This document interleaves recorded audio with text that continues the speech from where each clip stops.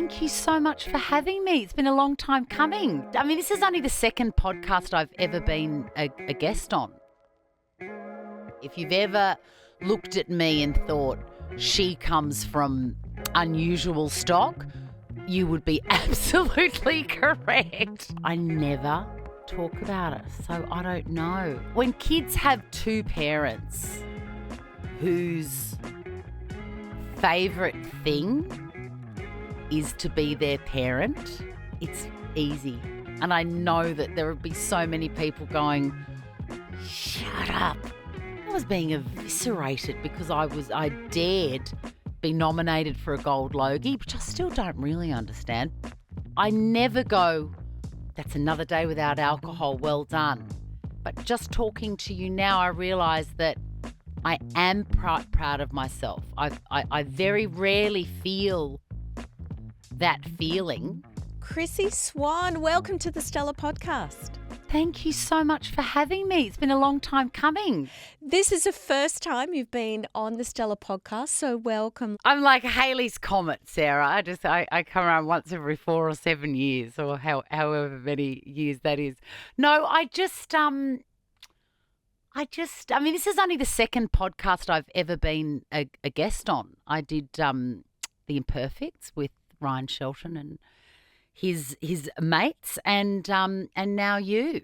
Well, I am honoured, and the bar has been set very high because they are amazing at The Imperfects. We hear you, of course, every afternoon on Nova on the Chrissie Swan Show, but we're about to see you back on TV, a very welcome return. You're on the new season of the SBS show, Who Do You Think You Are, where you'll be delving into your family history. Chrissie, tell me a little bit about this. Are you one of those people that's interested in family trees? It's something that you could have drawn yourself before this experience? Do you have a natural affinity for ancestry? Well, my sister Elizabeth knows everything there is to know, and she's got she looks through ancient newspapers and finds sinister articles about our forebears and things like that. She's just amazing. But my interest is more about the stories. I was very annoying as a child because I just wanted to know stories about these people that, I had actually never met. And I was, during the filming of the series, I was like, why am I so interested in my family? Because my family's not that interested in it. But I think it's because by the time I came into my family of origin, I'm a fair bit younger than my older sisters. I'm 10 and 7 or 8 years younger than the other ones. I mean, look, some would say I was a mistake, but by the time that I came to be, we'd moved to Melbourne. I'm the only one in the family that was born in Melbourne, and I've lived here all my life, and everybody else was from Queensland. And so it was almost this folkloric, these stories that I was told that happened long before I was around about this auntie and that, cousin. And I just wanted to know how they smelt and what that person was like. And I don't think my curiosity was matched. My gran would put up with it, but I don't think anyone was as interested as I was. But I had such a small family. There was just us in Melbourne, a satellite. And then I only had 4 cousins. My mum was an only child, but my gran was from one of those big Catholic families where all the girls' names started with M and all the boys' names started with J. And my dad's mum also came from a massive family. But again, by the time I came along, I only had one grandparent, and it was Gran. So I wanted to know what her husband, my mum's dad, was like and what his sister was like, and I would look at photos. So while my interest is not in the tree, it's in the people in the branches, if that makes sense. As a natural born storyteller and someone that had that interest in the human stories from the start, you sure found them in what was uncovered in this episode of Who Do You Think You Are? Chrissie, without giving too much away, it obviously explores the story of your 3 times great grandmother, Mary, Irish-born woman who emigrated to Australia. I mean, what's uncovered there is really fascinating. How was it for you discovering some of those moments in her history? If you've ever looked at me and thought she comes from unusual stock, you would be absolutely correct. There seems to be a common thread through the women in my lineage, specifically the women, and generation after generation after generation of women are a bit, look, some would say progressive, others would say rebellious. There appears to be a common thread of, let's see if I can. There's entrepreneurship in there. It was very interesting. Plus, I was in towns that I'd heard of course, but I had absolutely no idea that I had family connections there, and significant ones, you know. It's such a brilliant experience. I am really fascinated to hear about the travel component of it and the cloak and dagger component of it, the fact that you're understandably reluctant to give too much away. It's a little bit reminiscent of, I imagine, what it was like when you were flown into the jungle to appear on I'm a Celebrity, Get Me Out of Here. Has it taken you a little bit back to that experience in terms of the surprise element?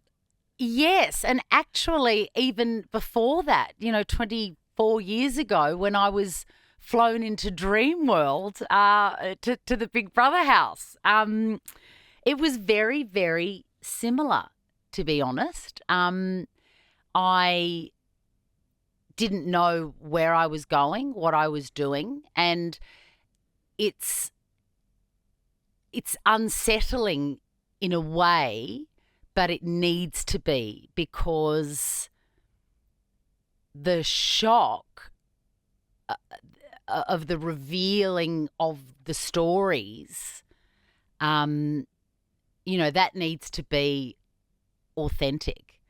And I just couldn't get my head around it. I knew that I was going to be gone for 2 weeks. So the details are absolutely minimal. So imagine that, Sarah. You know that you're going to be away for 2 weeks. You don't know where you're going, who you're going with, what you're going to find. It's sort of a little bit Amazing Race as well, because you have to have your passport, you have to have everything in order, and all they do is, are you the sort of person that likes surprises? No, I don't. Oh, you would hate this. My definition of hell. But you must, Chrissie, that you keep putting yourself in this position. Are you comfortable with surprises? I am. I do. I love surprises, and I love risks, and I love learning things that I couldn't possibly learn any other way, and I love meeting new people, and I love television. Like I just loved the whole thing. And about 10 days in, about a week in, it's a really tight group. We're all in a Conovan together. I was doing runs, getting sandwiches for stuff. It was like school camp, but I was the star of it. The whole reason for us being on this amazing road trip was to show me my history, and everybody knew what was about to happen apart from me. And it felt weirdly romantic. Like I would get a text message at like 10 p.m. the night before. I would have no idea where I was going the next day. And Antonia, the Warner Brothers producer, would say, there'll be a car to collect you at 5:30 a.m. It's so The Bachelor. I know what you mean about romantic. It's very The Bachelorette, isn't it? It was truly thrilling. It was just the most brilliant thing. Did you ever see, it's a great film, the Michael Douglas film, The Game? No, never saw it, unfortunately. It feels like that, except I think maybe somebody dies in the game. And I didn't die, but somebody does in my episode of Who Do You Think You Are? How are you feeling about it now, and how has what you've learnt about your family tree and your background changed you in any way, if presumably it has at all? I don't think it's changed. Well, there's two stories. I think every participant gets kind of, two bites at the cherry. And there's the storyline that, we've just discussed about Mary coming from Ireland, which is, my favourite subject at school was Australian history. I just loved it so much. And in year 12, it was specifically, the time that Mary was around. And so it was just like I was in heaven with all of it. There is that story which has all the incredible tragedy and strength and inspiration and hardship and everything I could wish for as a Australian history buff. So then there's the other story which is much closer. This is my dad's dad.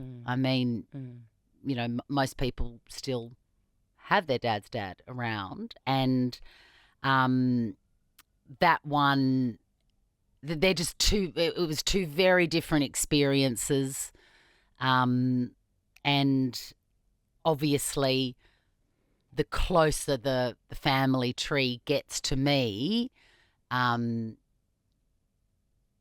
more I feel about that story. And I suppose the more questions I have that have been raised throughout my life, because obviously, people had talked about Granddad. I think I'd only met him for maybe the first 3 months of my life, so I never knew him. But my sisters certainly did, had lots of memories of Granddad. And I had lots of questions, not as a child so much, but as an adult. When you grow up and have kids of your own, it brings a lot of questions about, the parents that have gone before you, parents and grandparents. And I did have some concerns about him, and that, they were answered. And it's not the sort of thing, because it is so close and it is my dad's dad, and, it seemed like he didn't die that long ago, because he was still so present in everybody's memory and life. It wasn't the sort of thing that I felt comfortable asking about. I think particularly, to a man of my dad's era and age, they just really don't have any interest in talking about that. If you ask Dad what a boundary is, he's like, well, it's the line divides your property from the guy next door. He doesn't want to talk about boundaries and vulnerability and disappointment and, all that sort of stuff. So I didn't have any answers until this show, and I got all the answers I wanted. For people listening or reading this that are parents themselves, it can change your curiosity about previous generations and their experience. But also, Chrissie, for me, I'm a mum of 2 teenagers. You're the mum of 3 teenagers. They start asking questions, and some of them are really curious, and some of them, in my case, maybe couldn't care less. It's a mixed bag. What are your children asking you? My kids don't ask about my side of the family. The other side of the family, their dad's side of the family, is far more interesting. And my eldest son, Leo, has a real affinity for Egypt and Greece and Lebanon, and he speaks Arabic and French, and he can listen to people in fantastic supermarkets full of delicious things and understand what they're saying. And his grandfather, who sadly passed away at the beginning of this year, was born in Alexandria in Egypt, and I'm the first to admit that is a lot more interesting than a lady from Ireland. Having said that, I assume that they will watch the episode. Oh, yeah. And I can't obviously speak for your children, but I would have thought that they will find it incredibly compelling. And there's a lot of rich storytelling on both sides of the family tree. Yeah, and, I have been a good girl because, I'm terrified of ever getting in trouble. And Maxine, the EP of Who Do You Think You Are, who is a woman not to be messed with, she said, you can't tell anybody what happened. You can't tell anyone.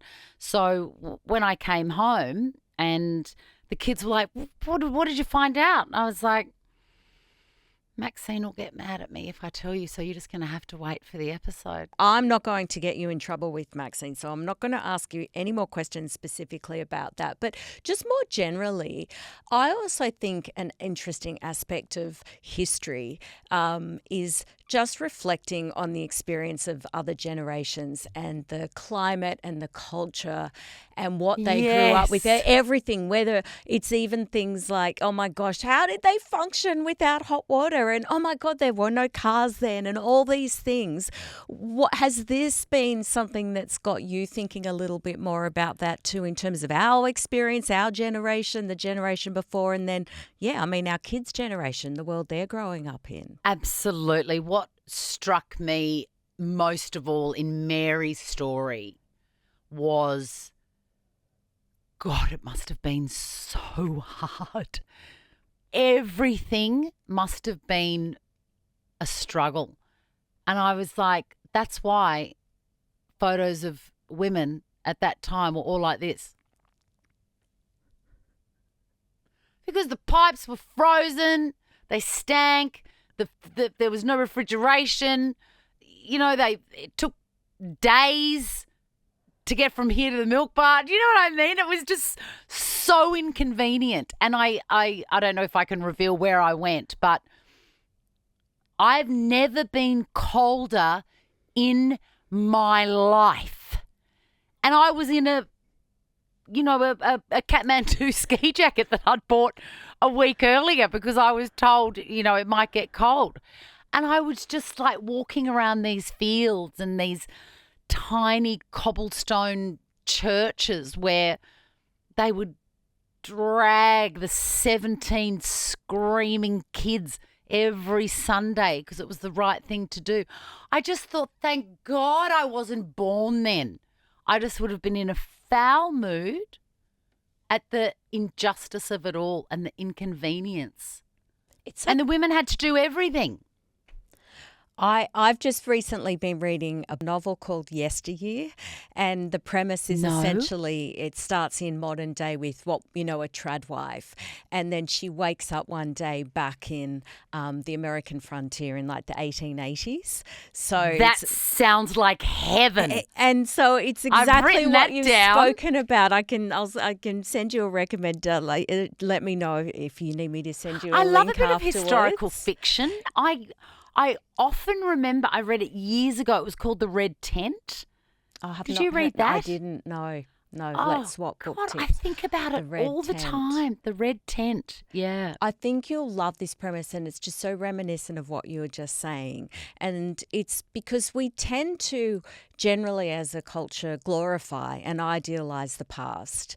Hence the tradwife, for example. That whole shtick is about, things were better then when people knew their place and we didn't this and life wasn't so complicated.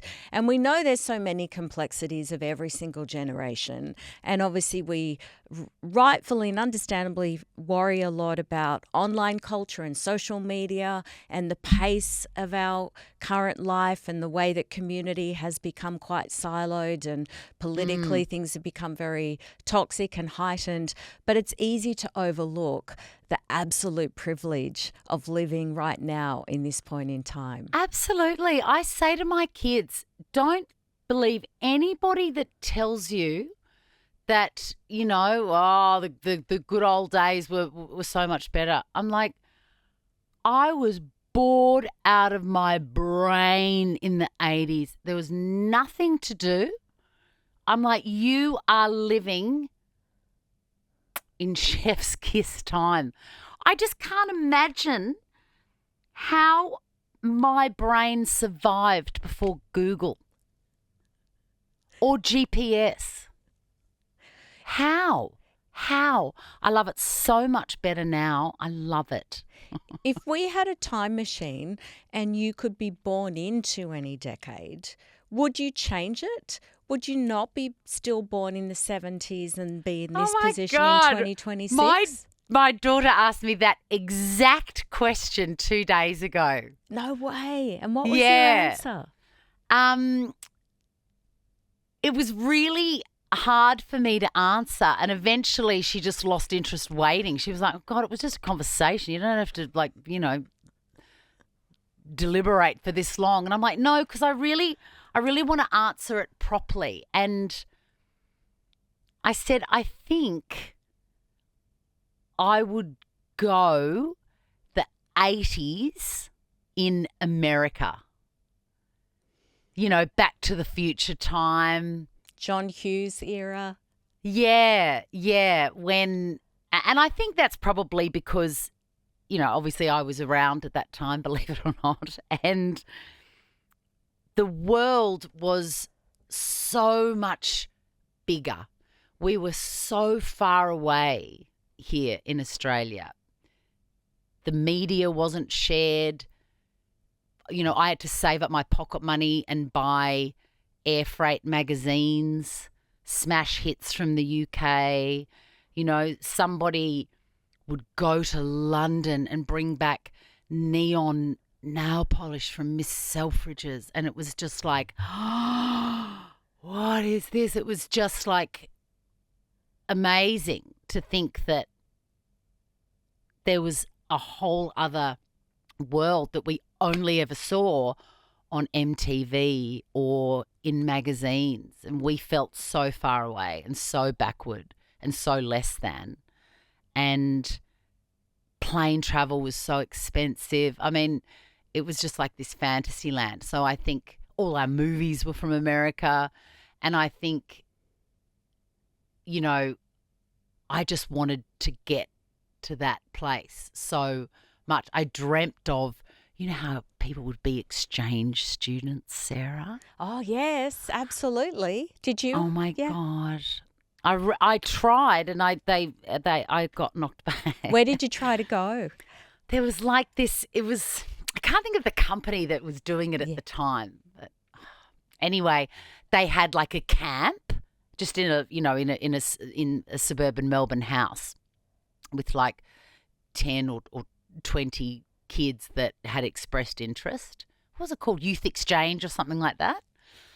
Anyway, I was certain that I'd nail it. Anyway, I just must have been too weird, and access denied. What a shame. But I mean, you've made up for lost time with all the globetrotting that you've done ever since. Really? No. Do you have that impression of me? No. I've done very little travel. I think it's probably just the moments that have been documented on TV, like who do you think you are, for example, Yeah, and some of the other movies. Probably yes. giving, it's a And little I bit like the did- highlights reel, I suppose, on Instagram. It's probably a conflated view of reality. I mean, isn't it just a highlights reel? I did shout myself a trip to, because I'd never been to Europe, and when I turned 50, it was just, it was a great source of shame for me from about the age of 27, which appeared to be the general age that most people had been to London and, lived in a flat in Shepherd's Bush and got drunk all the time. And then that passed me by, and then I got to 50 and I'm like, it's embarrassing now. It's embarrassing. I've never been to Europe. I just can't believe it. So I went. I gave myself a trip to Europe. How was it when you got there? It's awful. Italy, yuck. Ugh. Poor Paris. Chrissie. Oh God. Hashtag pray for Chrissie. What's your favourite city? I mean, I only saw 2 or 3, I think, but for me, I mean, Paris is I love amazing. Paris. It's like a, I love theme Paris. park. Yeah. I don't think I could live there, but I find it a bit tricky to walk around. It's a little bit, the ground's a little bit uneven. I mean, that's a bit everywhere in Europe. The cobblestones. God. Yeah. Did you roll your ankle playing netball as a teenager like I did? I cannot go near a cobblestone alley because my ankles just go whoop whoop. I think I rolled my ankle just trying to walk down the driveway. So I never even got as far as the netball court, Chrissie. You are well ahead of me. I can stumble on even the most even surface. But I loved Paris, and I just think like the food and the cafes and just the people watching, and I mean it's amazing. I mean, I don't think you can go wrong in any of those fabulous places. No, I loved Paris, Italy. and I really loved Rome. I felt like, I found my people here. I was just going to say, I absolutely love that you got there at 50. Yeah. It's a bit of a cliche if I say seems like you're living your best life in your 50s. So if you forgive the cliche, it is an observation. What else is still on the list to be done in this decade for you? Retirement. You think you'll hit that by 59? Oh gosh, no! I'm going to be working until the day I die, and I say that as a positive thing. I hope to be working until the day I die because I have somehow done that thing that seems like just rhetoric or a meaningless phrase where, people say, find something you love and you'll never work a day in your life. That happened to me, and it continues to happen to me every day. I cannot believe it, that one decision I made to make a video and send it into, I think it was Southern Star Endemol at the time, 24 years ago, because I thought my friends would laugh and find it hysterical to see me in the Big Brother house, changed everything for me. And I can't believe I get to work in radio. I can't believe I've got to work in television and radio, and I write and I do all this magical, creative, joyous stuff that makes me feel connected to people that I have never met and may never meet. It's just, it's been a great miracle for me. When you came out of the Big Brother house in 2003, it was such a fabulous environment to have someone like you. It's a bit like when we have, because, things like Australian TV, they can be very cookie cutter, especially back in 2003. I mean, still we don't have probably enough diversity at any level. Like we don't have enough, older women. We don't have enough people of colour. But I think it was particularly a narrow path, wasn't it, Chrissie, in 2003? And then to have, because an obvious question might have been, well, apart from what we're talking about with the episode of Who Do You Think You Are, you're not on TV at the moment. I feel sad for television. I don't know what's happened. It just breaks my heart. It is a loss.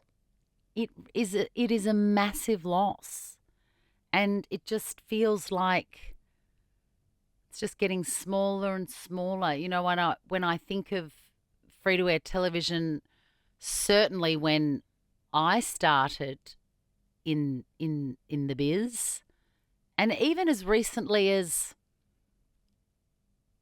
like Can of Worms, which it's all a blur what years things happened for me. It was between babies, so it was maybe 12 years ago. I think I did 2 seasons of that, but the ratings dipped under 1 million, and it was like, oh my God, bring out the dead, that this is really bad news. 1 million people. I mean, that's almost unheard of now. Yeah, network executives would kill for those numbers today. Yeah, and it just makes me sad. It's like the little corner. It feels like the corner store has just been engulfed by, a big angry restaurant. Because, those water cooler moments, for example, the final episode of Big Brother felt like everyone in Australia would have been watching it. I mean, there are a few exceptions, sometimes a really massive global news event or something, but those moments are pretty few and far between now. They are, and I think, it probably sounds crazy to some people, but the conversations that you had with someone on Sunday morning after Hey It's Saturday or whatever, that fostered a regular and measurable sense of connection. And you were connected whether or not you had a conversation about anything with anyone, you were connected, because chances are 4 out of 6 people that you could see was doing exactly what you were doing the previous night. And there's that, it was a strange sense of community. And I don't think I knew it then. I only know it now because it's gone. It's gone. We never really know these transitions until they're over. We're living in the middle of a moment, and you often can't see it until it's in the rear vision mirror. Yeah. You were saying sometimes the dates become a bit of a blur. So I'll give a date. The end of 2022 was when you said goodbye to Chrissie, Sam and Brownie, the breakfast radio show. And as I said at the start of the show, you're now appearing on radio in the afternoon from 2 till 4 on Nova at the Chrissie Swan show. Let me ask you a little bit about the change in just the day-to-day lifestyle and the massive impact of that, because not doing breakfast radio all of those years and then your children have become older during that time. I mean, does your life look anything day-to-day like it did 4 or 5 years ago? Well, I thought that I would have a lot more time and a lot more energy. And Sarah, I was wrong. I was mistaken, because it turns out that the old muscle memory of getting up very early, because also remember that I started. I mean, my first breakfast radio job was 2003, and I worked in breakfast radio. You know, I've worked in breakfast radio on more than off over the last 23 years. I think I've had 2 years off.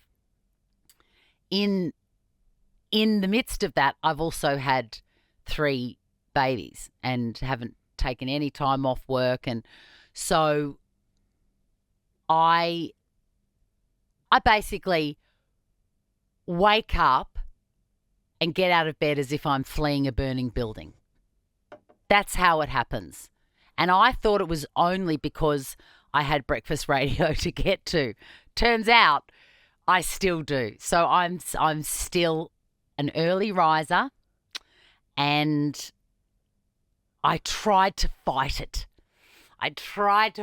Because, you know, I'd been tired bone tired for 23 years. And I was like, I'm going to sleep in. I'm going to bloody sleep in. If it's the last thing I do, I'm going to sleep in. And I just couldn't. I just couldn't sleep in, and I still can't sleep in. And I have to admit that 23 years of getting up at stupid o'clock changed my DNA. I used to be a night owl. Before I was in radio, I was a copywriter, an ad writer, and I had a little side hustle business, and I wouldn't start work. I would, you know, in my little rented flat, you know, put my cafeteria, I think they're called, you know, the Italian screw-on coffee percolator things that you always forget about. And then you're like, what is that smell? Oh, shit, it's on fire. I wouldn't put that on until 10 p.m. And that was, you know, my life. I was a night owl from a baby. Like, Mum was like, you never slept, God damn you. And nothing changed. And then breakfast radio has changed my DNA. And now I am an insufferable early bird. What time do you get up on an average day?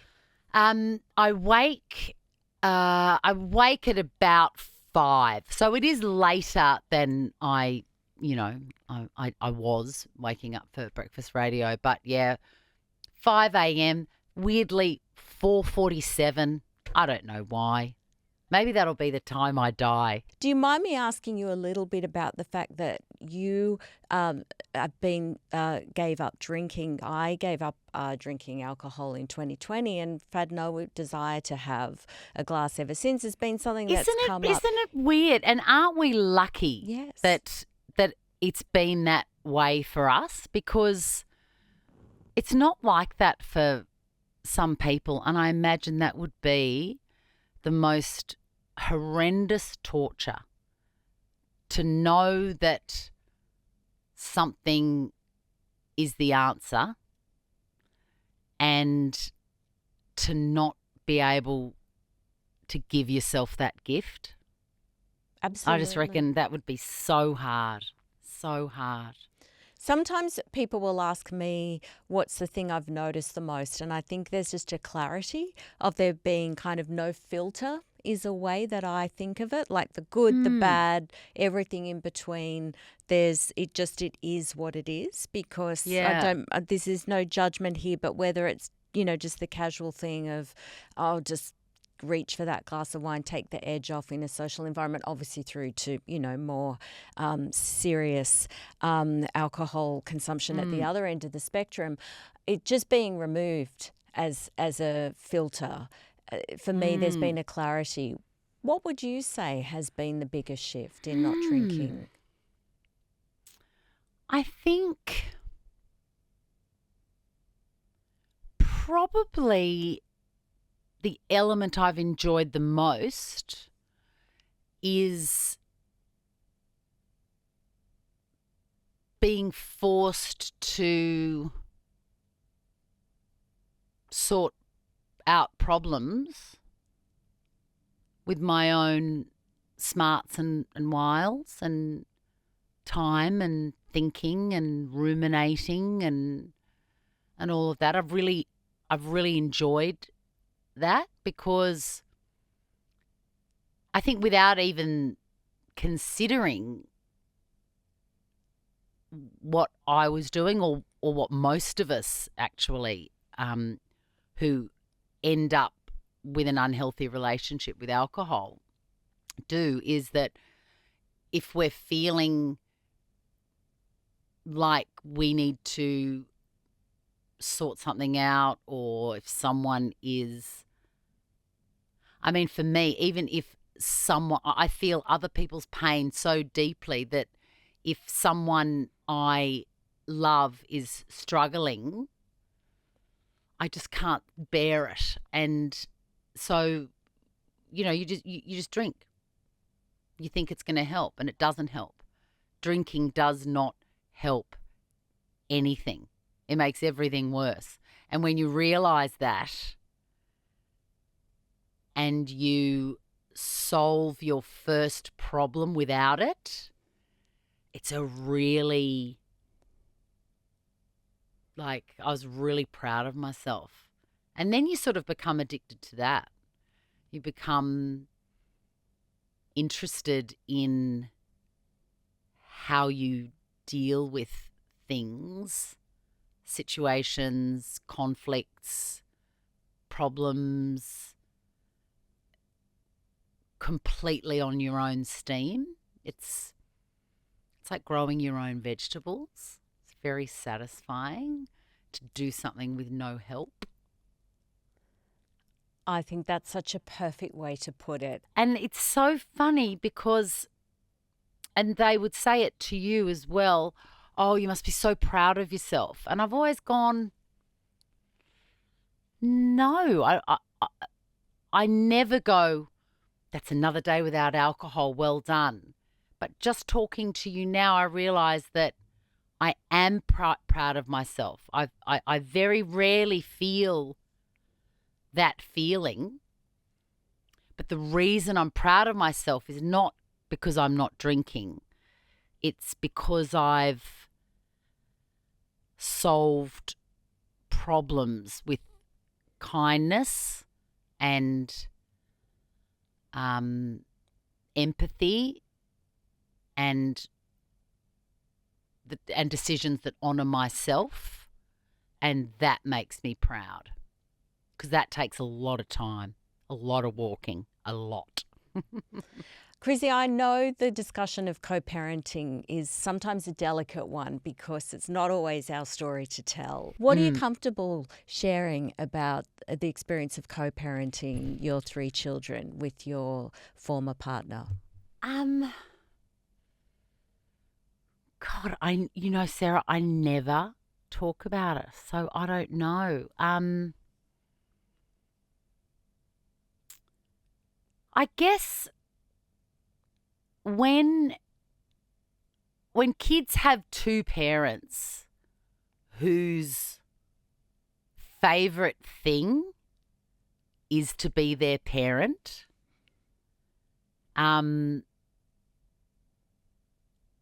it's easy. And I know that there would be so many people going, shut up. I've had so many nightmarish stories, and I just feel so sad for everybody involved in those acrimonious situations. I mean, my parents didn't have a fabulous divorce. I mean, it was the 80s. They did it like you do in the 80s, terribly. But I just, those kids are the best. And,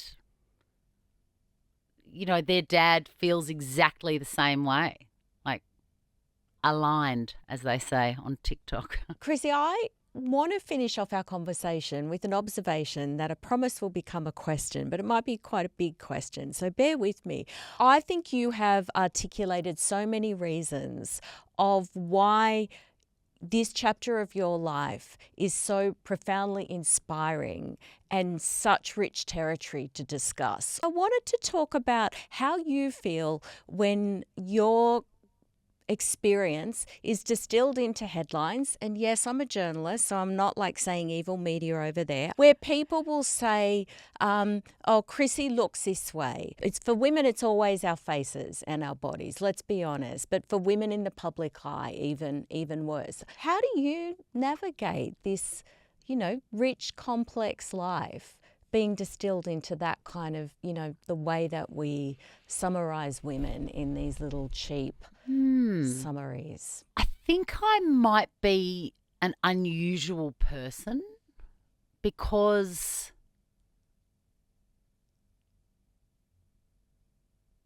they don't bother me, and they never have if they're about me or my body or people's perceptions, or because I've always sort of,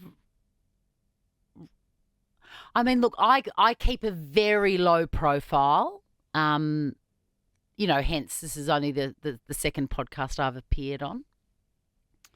I keep a very low profile, mainly because I'm sick of talking about myself, because I do it for 2 hours a day. But I've always known myself very well, and I've always told the truth, not consciously, but because I can't not. So when I read articles, it's like they're just about somebody else. It really feels that way. Like, oh, isn't that funny? I wonder who they're writing about. It just doesn't land with me because I know the truth of it. I know what I'm like, and I know what my life looks like, and I know what I do for fun, which is nothing, just quietly. Thank you for asking.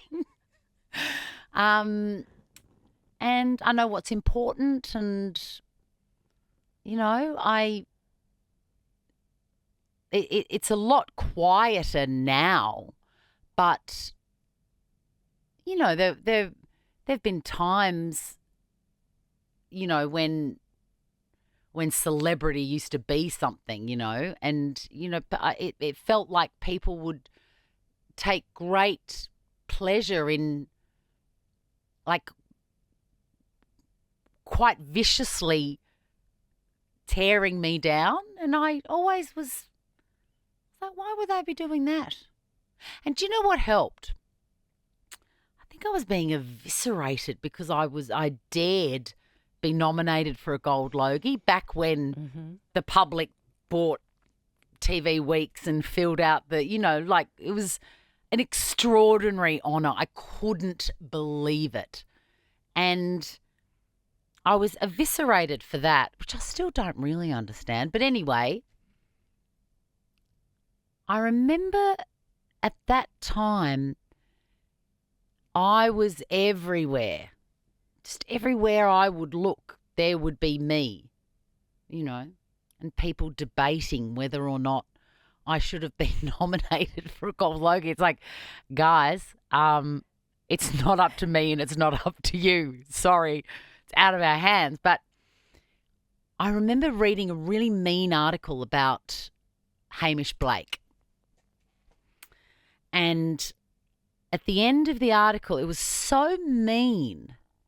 And I remember thinking, oh, God, if someone can be mean about Hamish Blake, they can be mean about anybody. It doesn't mean anything because Hamish Blake is heaven. So that sort of fixed it for me. I thought, well, they're just going to write what they want to write. It doesn't mean it's true. And another thing I know is that you cannot change somebody's mind. I never try and change people's mind. If you have a preconception of me or you think I'm a sort of person that would do something, or whatever you think of me, I am absolutely fine with it. That is fine with me. I will never, ever, ever try and change anybody's mind, because you can't. You sure cannot. Well, you do not need to even try to change my mind, Chrissie, because I think you're fantastic and I have really loved this conversation. And I am very competitive, so I'm glad that you haven't done more than one podcast before this. But you got my full blessing, not that you needed it after this podcast drops. Do other podcasts, because you are amazing and we want to hear more from you. You are going to be my my last. I really believe it. I really do. It's like, this is it. Have I ruined you for other podcasts? No, I think it's a really neat, the imperfects and the perfect. There you go. Chrissie Swan's episode of Who Do You Think You Are on SBS on Sunday, June 9 at 7:30 p.m. And of course, you can also hear Chrissie on the Chrissie Swan Show on Nova every weekday afternoon. Chrissie, thank you so much for your time. It really has been a delight to talk to you. It has been an absolute joy. Thank you so much for having me.